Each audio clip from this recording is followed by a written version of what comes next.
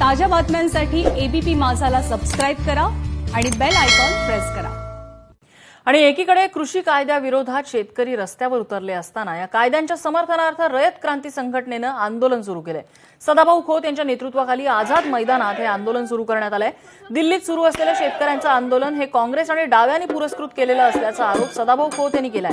यावेळी सदाभाऊंनी राजू शेट्टी आणि शरद पवारांवरही टीकेची तोफ डागलेली आहे।